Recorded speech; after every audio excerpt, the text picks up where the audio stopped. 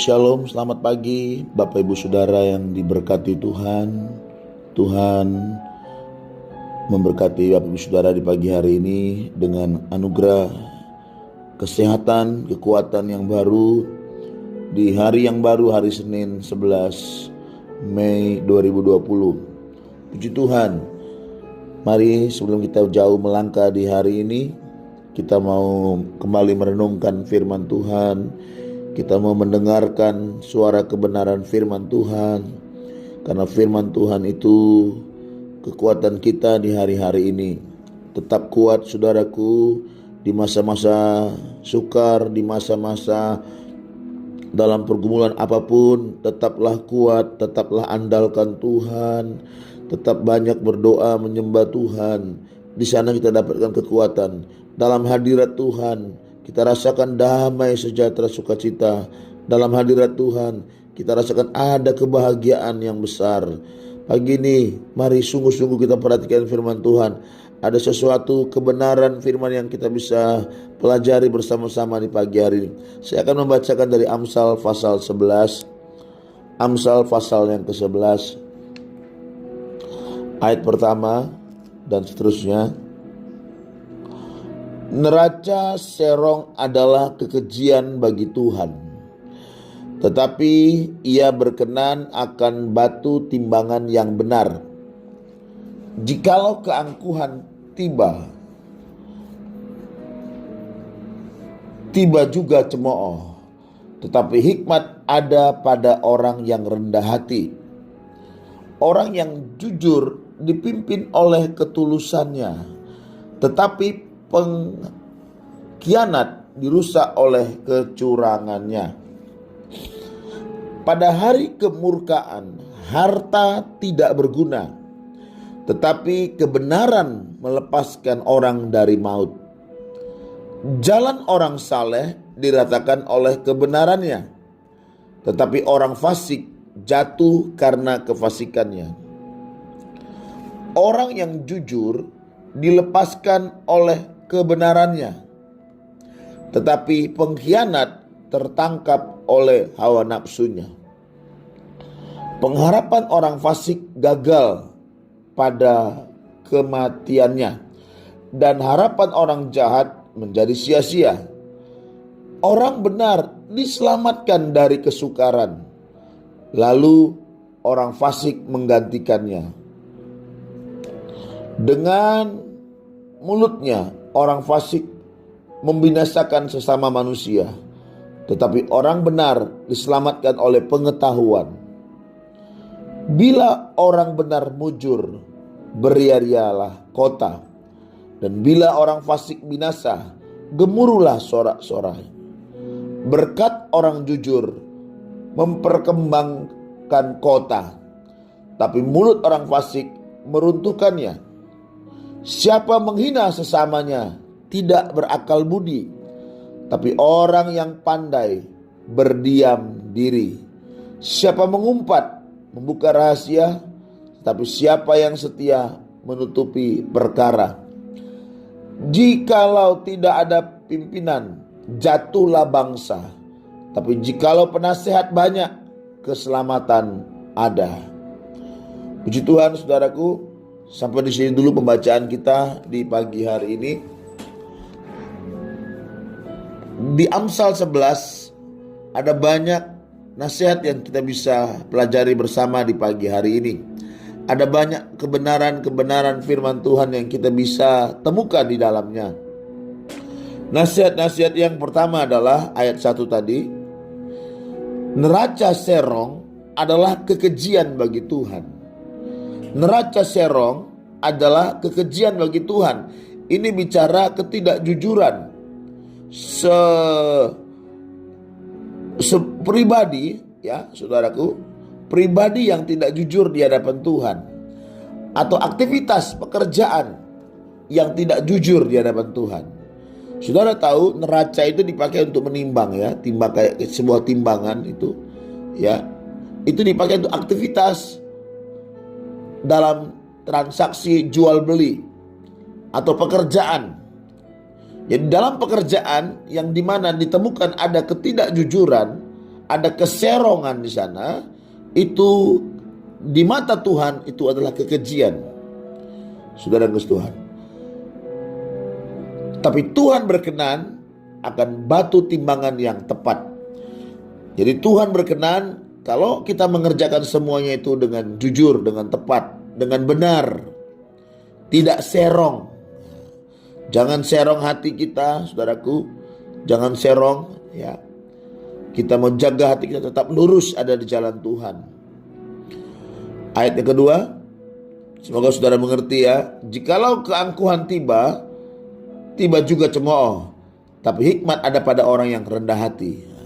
Hikmat ada pada orang yang rendah hati. Kerendahan hati itulah pribadi yang Tuhan suka. Ya, Tuhan berkenan. Tuhan mau bergaul dengan orang yang rendah hati.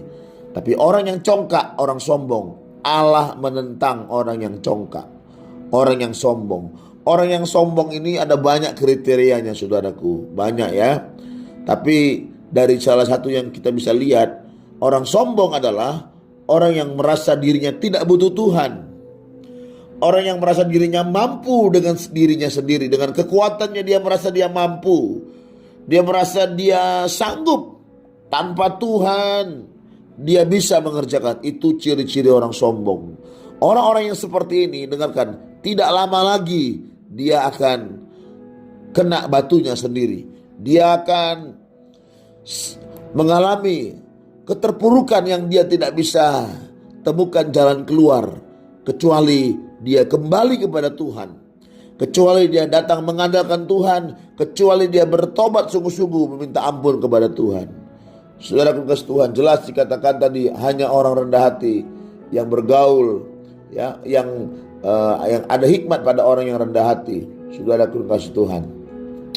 Ayat 3, orang yang jujur dipimpin oleh ketulusannya, tapi pengkhianat dirusak oleh kecurangannya. Ayat 4, pada hari kemurkaan harta tidak berguna, tetapi kebenaran melepaskan orang dari maut. Nah, ini ayat 4 sudah mulai lebih menarik ya, lebih diingatkan kita. Pada hari kemurkaan harta tidak berguna, tapi kebenaranlah yang melepaskan orang dari maut. Jalan orang saleh diratakan oleh kebenarannya, tapi orang fasik jatuh karena kefasikannya. Ayat 6 saya lanjut ya. Orang yang jujur dilepaskan oleh kebenarannya, tetapi pengkhianat tertangkap oleh hawa nafsu. Saudaraku yang dikasihi Tuhan, ayat 4, ayat 6 dan ayat 8, orang benar diselamatkan dari kesukaran, lalu orang fasik menggantikannya. Di sini saudaraku kita bisa melihat, kita bisa sama-sama kita belajar bahwa pada hari kesukaran, pada hari kemurkaan, hanya kebenaranlah yang bisa menolong, yang bisa menyelamatkan, yang bisa melepaskan dari semua bahaya, dari semua malapetaka, dari semua ancaman kesukaran. Hanya kebenaran. Hanya kebenaran. Benar kata firman Tuhan dalam Yohanes pasal 8 ayat 32. Kamu akan mengetahui kebenaran, dan kebenaran itulah yang akan memerdekakan kamu. Saudaraku, saya melihat dalam kitab Yeskiel pasal yang ke-14. Saya baca dengan cepat ya. Yeskiel 14. Hukuman tidak tertegakkan lagi. Dengarkan firman Tuhan. Saya langsung saja. Hai anak manusia, kalau suatu negeri berdosa kepadaku dengan berubah setia, aku mengacungkan tanganku melawannya dengan memusnahkannya persediaan makanan dan mendatangkan kelaparan atasnya, dan melenyapkan dari negeri itu manusia dan binatang. Biarpun di tengah-tengahnya berada 3 orang ini, yaitu Nuh, Daniel, dan Ayub, mereka akan menyelamatkan nyawa mereka sendiri karena kebenaran mereka. Demikianlah firman Tuhan. Atau jikalau aku membuat binatang buas berkeliaran di negeri itu dan memunahkan penduduknya, sehingga negeri itu menjadi sunyi sepi dan tidak seorang pun berani melintasinya karena binatang buas itu, dan biarpun di tengah-tengahnya berada 3 orang tadi, demi aku yang hidup, Demikianlah firman Tuhan Allah, mereka tidak akan menyelamatkan baik anak laki-laki maupun anak perempuan. Hanya mereka sendiri akan diselamatkan, tetapi negeri itu akan menjadi sunyi sepi. Saudaraku, ini jelas ya. Kalau ada satu negeri melakukan pelanggaran dosa dan Tuhan mendatangkan malapetaka, dikatakan walaupun ada 3 orang tadi, siapa tadi? Nuh, Daniel, dan Ayub. Kita bisa mempelajari, saudara bisa lihat sendiri bagaimana riwayat hidup Nuh, bagaimana riwayat hidup Daniel, dan bagaimana riwayat hidup Ayub. Kalau Kejadian pasal 6 ayat 9 bilang, Nuh adalah orang benar dan hidup tidak bercela di hadapan Tuhan. Ya, Ayub orang saleh, Daniel orang benar. Orang-orang yang hidup dalam kebenaran, orang-orang yang hidup takut akan Allah, mereka lah yang akan diselamatkan dari hari malapetaka, dari murka Tuhan. Ayat yang ke-19 saya baca langsung saja.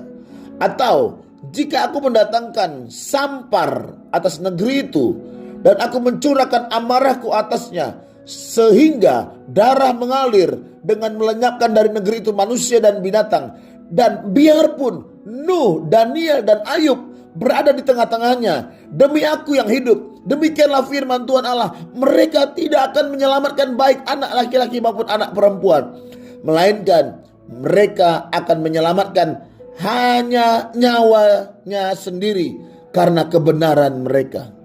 Ya, beginilah firman Tuhan Allah. Jauh lebih dari itu, kalau aku mendatangkan keempat hukumanku yang berat-berat, yaitu pedang, kelaparan, binatang buas, dan sampar atas Yerusalem untuk menyelenyapkan daripadanya manusia dan binatang, tetapi sungguh akan tertinggal di sana orang yang terluput, yang mengiring keluar anak-anak laki dan perempuan. Lihat, mereka akan datang kepadamu dan kamu akan melihat tingkah laku mereka, dan kamu akan berasa terhibur tentang malapetaka yang kudatangkan atas Yerusalem. Ya, tentang segala-galanya yang kudatangkan atasnya. Ayat 3, perhatikan. Mereka akan menghibur kamu kalau kamu melihat tingkah lakunya, dan kamu akan mengetahui. Perhatikan saudaraku, perhatikan. Bukan tanpa alasan kuperbuat segala sesuatu yang kuperbuat atas Yerusalem. Demikianlah firman Tuhan Allah. Saudaraku, jelas dikatakan bukan tanpa alasan. Apa yang Tuhan izinkan terjadi, semua ada maksud rancangan Tuhan. Semua ada maksud rancangan Tuhan, bukan tanpa alasan. Kalau Tuhan izinkan segala sesuatu terjadi, mari kita mengerti ini saudaraku. Saya baca ini sungguh jelas ya. Perhatikan, bahwa bukan tanpa alasan kuperbuat segala sesuatu yang kuperbuat atas Yerusalem. Demikianlah firman Tuhan. Ini yang kita tahu dalam Roma. Segala sesuatu Allah turut bekerja mendatangkan kebaikan bagi mereka yang mengasihi Dia. Saudara Tuhan, percayalah, Tuhan Yesus baik. Apa yang Tuhan izinkan terjadi, semua baik. Semua akan mendatangkan kebaikan bagi kita yang mengasihi Tuhan. Bahkan dikatakan dalam Yesaya, kalau Tuhan izinkan terjadi, itu biarlah umat Tuhan belajar. Saya baca ya, saya baca firman Tuhan. Sebab apabila engkau datang menghakimi bumi, maka penduduk dunia akan belajar apa yang benar. Itu Yesaya 26 ayat 9 bagian B ya. Penduduk dunia akan belajar apa yang benar. Saudara Tuhan, pesan firman Tuhan pagi ini, tetap hidup dalam kebenaran, tetap hidup benar, jangan ada neraca serong, jangan ada neraca serong, jangan ada ketidakjujuran dalam hidup kita. Kita mau hidup jujur, hidup benar, hidup takut akan Tuhan. Dikatakan ketika aku mendatangkan malapetaka, walaupun di tengah-tengah kota itu, di tengah bangsa itu ada Nuh, ada Daniel, ada Ayub. 3 orang benar ini tidak bisa menyelamatkan saudara dan saya, kecuali hanya 3 orang ini aja. Kenapa? Karena hidup mereka hidup benar. Saudara Tuhan, ingat juga peristiwa waktu Allah menunggang balikan Sodom Gomora. Hanya tawar-menawar Bapak Abraham dengan Allah mencari 10 orang benar, namun Allah tidak menemukannya. Akhirnya Sodom Gomora ditunggang balikan. Saudaraku, bukan soal jumlah banyak, bukan, tapi soalnya bagaimana adakah orang benar hari-hari ini. Biarlah mata Tuhan menemukan masih ada orang benar di bangsa ini, masih ada orang benar di kota-kota kita masing-masing. Hidup benar, gereja tampil hidup benar di hadapan Tuhan, hidup takut akan Allah. Jangan dalam neraca serong, Jangan ada neraca serong. Baik kita anak-anak Tuhan, jemaat Tuhan, jangan ada pekerjaanmu yang gak benar. Mari bekerja dengan benar, bekerja dengan jujur, takut akan Tuhan, jujur. Tidak boleh ada neraca serong, saudara. Karena itu kekejian bagi Tuhan. Itu yang membuat Tuhan murka. Itu yang membuat Tuhan tidak senang, tidak suka. Akhirnya Tuhan mendatangkan teguran-teguran bagi kita. Puji Tuhan, saudara yang Tuhan. Biarlah firman pagi ini boleh kita pelajari. Saudara boleh ulang-ulang dengar kembali. Dan saudara boleh buka baca ayat firman Tuhan Yeskiel tadi, saudara yang Tuhan. Bukan tanpa alasan Tuhan izinkan semua terjadi. Berarti dapat saya pahami, dapat kita simpulkan bahwa yang terjadi hari-hari ini pun juga di bangsa kita, di dunia ini, bukan tanpa alasan. Ya saudaraku, Dia Allah Maha Tahu, Dia Allah Maha Kuasa. Apa yang Tuhan buat, Tuhan tidak pernah salah. Tuhan tidak pernah salah, ingat. Yang Tuhan buat semua baik. Semua baik, semua baik. Saudara-saudara, puji Tuhan, tetap kuat. Jemaat Tuhan di rumah tetap kuat. Andalkan Tuhan, datang pada Tuhan, bangun hubungan dengan Tuhan, tetap intim dengan Yesus. Mari kita berdoa. Bapa di surga, terima kasih pagi ini buat renungan firman Tuhan. Kami boleh belajar dari Amsal pasal 11 dan Yeskiel pasal 14. Tuhan tolong kami, beri roh hikmat dan wahyu untuk kami mengerti firman-Mu dengan benar. Dalam nama Tuhan Yesus Kristus tolong kami Tuhan. Biarlah pagi ini kami mendapatkan kekuatan baru, kesehatan yang baru dari Tuhan. Tuhan, dalam nama Yesus kami juga berdoa untuk bangsa kami. Pulihkanlah bangsa kami, biar bangsa kami umat Tuhan belajar apa yang benar, belajar hidup semakin sungguh-sungguh mengasihi Tuhan, hidup takut akan Tuhan. Dalam nama Yesus Kristus, pulihkan bangsa kami Bapa. Ada yang sakit, sembuhkan pagi ini. Biarlah banyak mujizat kesembuhan terjadi buat yang sakit. Dalam nama Yesus. Terima kasih Tuhan. Sekali lagi kami bersyukur untuk kebaikan Tuhan, kasih sayang Tuhan bagi kami semuanya. Dalam nama Yesus sama berdoa. Haleluya. Amin. Selamat pagi, Tuhan Yesus memberkati kita.